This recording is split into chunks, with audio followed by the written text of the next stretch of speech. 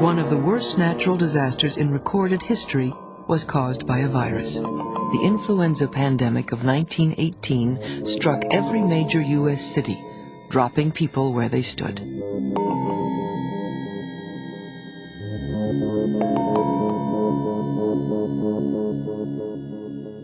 There were at least 20 million people killed worldwide, and it's probably the worst pandemic the world has ever known.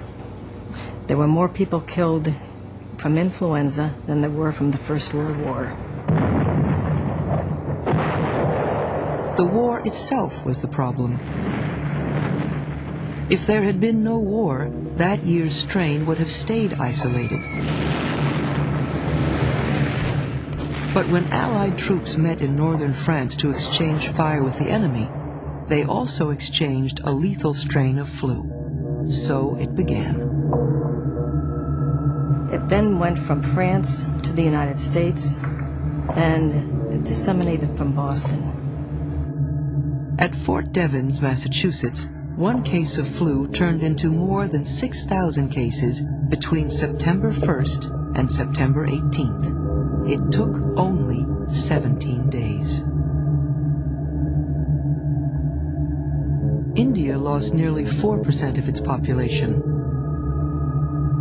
Alaska, 8%.